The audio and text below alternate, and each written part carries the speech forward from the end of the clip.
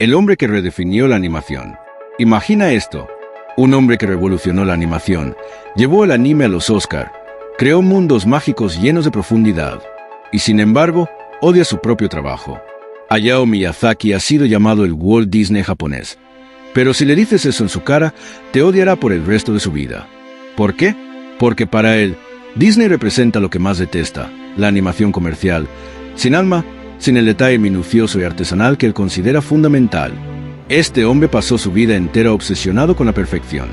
Dibujaba cada cuadro a mano, incluso cuando tenía cientos de animadores a su disposición. Corrigió personalmente miles de escenas que no cumplían con su estándar.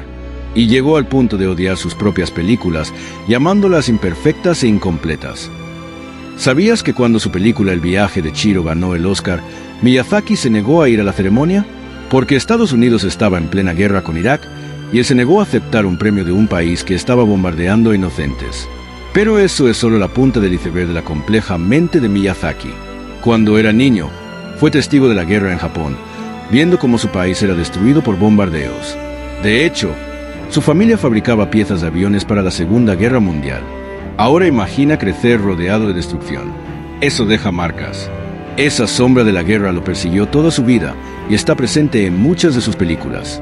Por ejemplo, en Nausicaa del Valle del Viento, donde un mundo devastado por la guerra solo puede ser salvado por la compasión. O en El Castillo Vagabundo, que muestra la brutalidad de los conflictos bélicos y su impacto en la humanidad. Pero Miyazaki no solo tuvo que lidiar con las cicatrices de la guerra, también enfrentó conflictos familiares, traiciones en la industria del anime y una lucha interna constante entre su amor y odio por la animación. Hoy vamos a descubrir los secretos más oscuros, impactantes y sorprendentes de este genio del anime. Desde su infancia marcada por la guerra, pasando por sus conflictos familiares, hasta las razones por las que nunca ha podido retirarse del todo. ¿Estás listo para entrar en la mente de Hayao Miyazaki? Porque una vez que entres, ya no hay vuelta atrás. Comencemos. 2. El niño que sobrevivió a la guerra. Para entender a Miyazaki, primero debemos entender el mundo en el que nació. Japón, 1941. El país está en guerra. Mientras los aviones de combate despegan uno tras otro, lanzándose a conflicto, un niño de apenas unos meses de edad vive sin saber que su mundo está a punto de cambiar para siempre. Ese niño es Hayao Miyazaki. Su padre, Kazuji Miyazaki, era el director de Miyazaki Airplane, una empresa que fabricaba timones y piezas para los famosos cazas Zero, los mismos aviones que usaron los kamikazes en la Segunda Guerra Mundial. ¿Puedes imaginar crecer sabiendo que tu familia contribuyó a la maquinaria de guerra? Ese pensamiento persiguió Miyazaki toda su vida, y aunque nunca lo admitió abiertamente, sus películas están llenas de mensajes antibélicos. A los 4 años, su vida dio un giro aterrador. En 1945, cuando los bombardeos estadounidenses arrasaron Japón, su familia tuvo que huir de su hogar. Miyazaki recuerda ver ciudades enteras en llamas, familias separadas y gente desesperada buscando refugio. Pero hay un detalle aún más impactante. Cuando escapaban, su familia tenía un camión. Mientras huían, una madre con su hija intentó subirse desesperadamente al vehículo. ¿Y qué hizo el padre de Miyazaki? Aceleró y las dejó atrás. Ese momento quedó marcado en la mente del pequeño Hayao para siempre. Años después, diría en entrevistas que no podía perdonar lo que hizo su padre. Y muchos creen que esa escena quedó plasmada en El viaje de Chihiro, donde Chihiro ve impotente como sus padres se convierten en cerdos, una representación de la avaricia y egoísmo humano. Pero la guerra no solo dejó cicatrices en su mente, también definió su estilo artístico. Cuando la guerra terminó, Japón era un país en ruinas. Pero en medio del desastre, algo llamó su atención: las nubes. Las nubes del cielo, flotando en libertad, mientras todo en la tierra estaba en caos. Desde entonces, las nubes se volvieron una obsesión para él. Si ves cualquier película de Miyazaki, notarás que las nubes siempre tienen un detalle increíblemente realista. Son su símbolo de esperanza y libertad, la libertad que él sentía que Japón había perdido. Pero no solo las nubes. Desde pequeño, amaba los aviones, quizá por la conexión con la empresa de su padre. Pasaba horas dibujándolos, fascinado por su diseño y la sensación de volar. Esa obsesión quedó reflejada en muchas de sus películas. Porco Rosso, con sus aviones de combate. El castillo en el cielo, con sus gigantescos dirigibles. El viento se levanta, basada en la vida del ingeniero que diseñó los cazas Zero. Pero su amor por la aviación era una paradoja, porque los aviones lo fascinaban, pero también representaban la guerra que destruyó su infancia. Y esa lucha interna sería el motor de toda su vida. La guerra le quitó su hogar, pero le regaló su mayor inspiración. Miyazaki había encontrado su obsesión: el cielo, la libertad y contar historias. 3. El camino del animador rebelde. A pesar de haber crecido en una familia adinerada, Miyazaki no quería seguir el camino de su padre. En lugar de entrar en el negocio de la aviación, decidió estudiar ciencias políticas y económicas en la Universidad de Gakushūin. Sí, leíste bien, política y economía. Parece una elección extraña para alguien que terminaría revolucionando el cine animado. Pero lo hizo por una razón: entender cómo funciona el mundo. Mientras estudiaba, descubrió su verdadera pasión: el dibujo. Pasaba más tiempo llenando sus cuadernos con bocetos que estudiando. Pero aún no sabía que podía convertir su talento en una carrera. Hasta que un día vio algo que cambió su vida para siempre. La película Akuyaden, Pan de la Serpiente Mágica. Era la primera película de anime a color en la historia de Japón. Y cuando la vio, supo que su destino estaba en la animación. Así que en 1963, sin experiencia en el mundo del cine, entró a trabajar como animador en Toei Animation. ¿Recuerdas Toei? Es el estudio que más tarde crearía Dragon Ball, One Piece y Sailor Moon. Pero en los años 60, ser animador en Japón era una pesadilla. Jornadas interminables, sueldos miserables, explotación laboral. Y Miyazaki no se quedó callado. Desde el principio, se convirtió en un líder rebelde dentro del estudio. Encabezó huelgas y protestas exigiendo mejores condiciones para los animadores. Sí, el tipo que hoy es una leyenda, antes era un revolucionario dentro de su propia industria. Pero eso no significa que la tuvo fácil. Era un simple animador en un mar de empleados sin nombre. Nadie lo conocía. Nadie le daba oportunidades. Hasta que un día, su talento se hizo imposible de ignorar. Un director del estudio lo vio dibujar y quedó en shock. Este tipo no solo era talentoso, era una maldita máquina.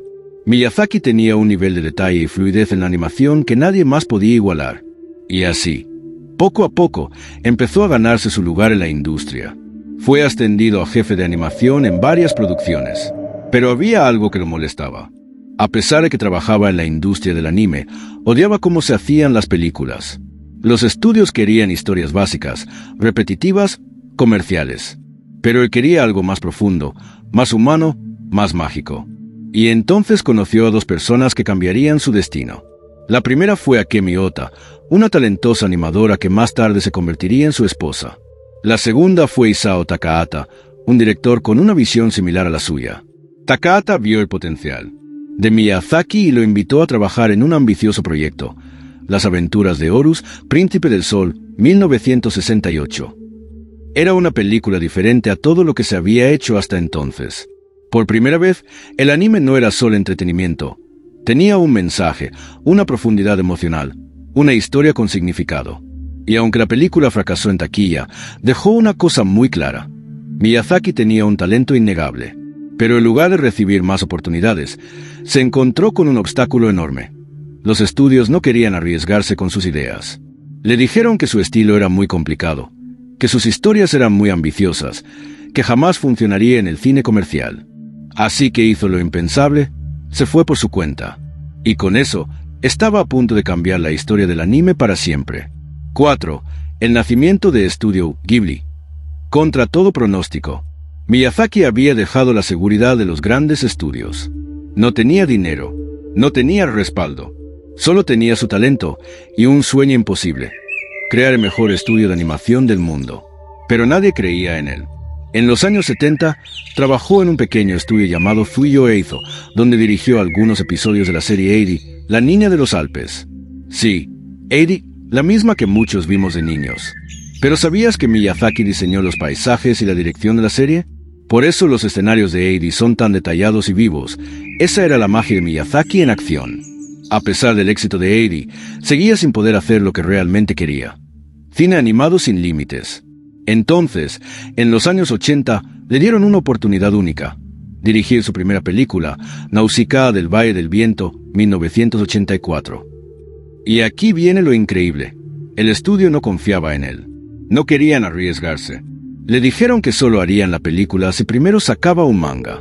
Así que, sin experiencia como mangaka, Miyazaki escribió y dibujó todo un manga desde cero. Y fue un éxito absoluto. Los estudios no tuvieron otra opción. Dieron luz verde a la película. Y cuando Nausicaa se estrenó, fue un golpe a la industria. Era algo completamente diferente a todo lo que existía en el anime.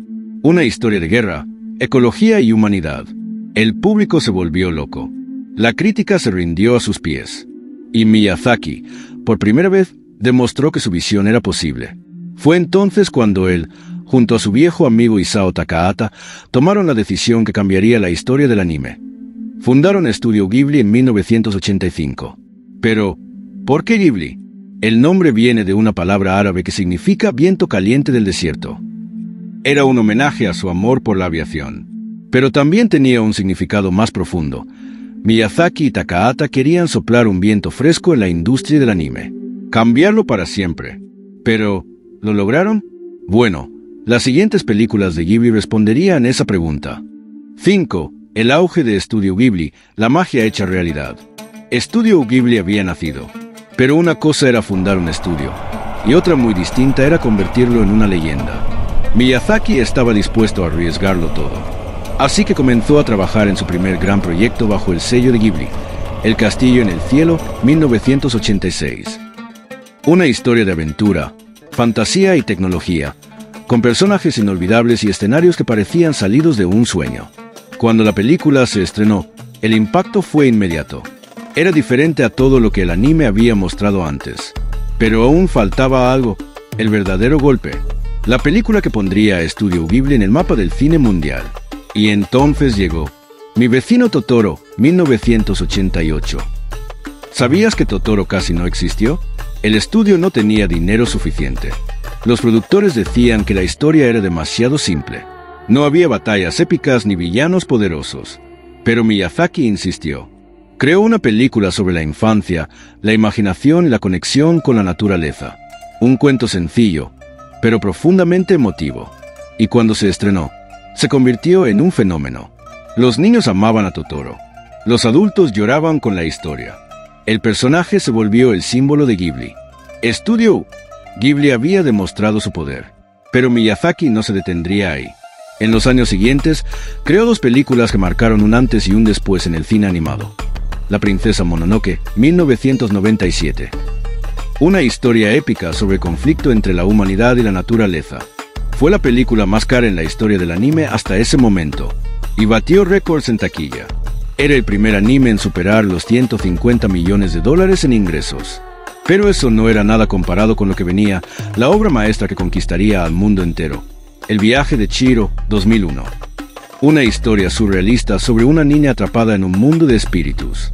Lleno de simbolismo, misterio y una animación que parecía imposible. Cuando se estrenó, fue un antes y un después. No solo fue la película más taquillera en la historia de Japón, sino que ganó el Oscar a Mejor Película Animada. Era la primera vez que un anime ganaba un Oscar. El mundo entero finalmente reconoció el genio de Miyazaki. Ghibli ya no era solo un estudio de animación. Era una leyenda, pero la historia de Miyazaki todavía no había terminado, porque su legado estaba a punto de volverse eterno. 6. Miyazaki, el perfeccionista. El precio de la grandeza. Miyazaki no solo era un genio. Era un perfeccionista extremo. Para él, la animación no era solo un trabajo, era su vida entera. Sus películas podían tardar hasta 5 años en completarse. Cada escena era revisada una y otra vez hasta alcanzar la perfección. Pero esto tenía un precio, no solo para él, sino para todos los que trabajaban con él. Se dice que en Estudio Ghibli el ritmo de trabajo era brutal. Miyazaki dormía en el estudio, apenas comía y revisaba cada cuadro de animación personalmente. Si algo no le gustaba, hacía que se repitiera desde cero. Una historia brutal. Cuando estaban haciendo Ponyo, 2008, Miyazaki se obsesionó con las olas del mar. No confiaba en ningún animador para dibujarlas. Así que las dibujó él mismo, a mano, una por una. Más de 170,000 fotogramas fueron dibujados a mano para la película. Una locura en tiempos donde la animación digital ya dominaba la industria. Pero su obsesión iba más allá de la animación. También era un perfeccionista en la historia y los personajes. ¿Sabías que Miyazaki nunca escribe un guión antes de empezar una película? Él crea la historia sobre la marcha. No hay storyboard completo. No hay final planeado. Todo se desarrolla mientras la película avanza. Esto ponía a su equipo en crisis constante. Los animadores nunca sabían qué iba a pasar después. Pero esta locura tenía un resultado, un cine de animación completamente único. Porque cada película de Miyazaki es una obra de arte viva, cambiante, llena de emoción real. No es solo animación, es magia en movimiento. Pero todo esto tenía un costo que eventualmente lo llevaría al límite. Porque el perfeccionismo también puede destruirte. Y Miyazaki estaba a punto de enfrentar su mayor desafío. 7. El retiro imposible. Miyazaki contra el tiempo. Hayao Miyazaki había conquistado el mundo. Había creado historias inolvidables. Había redefinido la animación. Pero entonces anunció su retiro. No una vez, sino dos. En 1997, después de La princesa Mononoke, dijo que ya no haría más películas. En 2013, después del viento se levanta, aseguró que se retiraba para siempre, pero nunca pudo dejar de crear. La animación no era solo su trabajo, era su razón de vivir, y el vacío de no estar dibujando lo consumía. ¿Sabías que incluso en su retiro seguía yendo a Estudio Ghibli todos los días? Dibujaba, escribía ideas. Se frustraba al ver que nadie hacía las cosas como él quería. No podía soltar el lápiz, no podía dejar de imaginar. Así que en 2016 anunció algo increíble. Volvería una vez más. Estaba trabajando en su última gran obra. ¿Cómo vives? Una película que, según él, sería su despedida final. Un testamento de todo lo que había aprendido en su vida. Pero la gran pregunta es, ¿será realmente su última película? Miyazaki es un hombre que ha desafiado al tiempo. Un artista que no puede dejar de crear. Y aunque el día de su retiro definitivo llegue, su legado vivirá para siempre. Porque cada vez que alguien ve a Mi vecino Totoro, El viaje de Chihiro, La princesa Mononoke, cada vez que un niño se maraville con la magia de Ghibli, Miyazaki seguirá vivo en cada trazo, en cada historia, en cada mundo que creó. Y ahora es nuestro turno de honrar su legado. Si esta historia te inspiró, si alguna vez una película de Ghibli tocó tu corazón, suscríbete, comenta y comparte este video. Déjanos en los comentarios cuál es tu película favorita de Miyazaki. Y si quieres apoyar más contenido como este, el link para donar está en la descripción. Porque los sueños de Miyazaki también son los nuestros.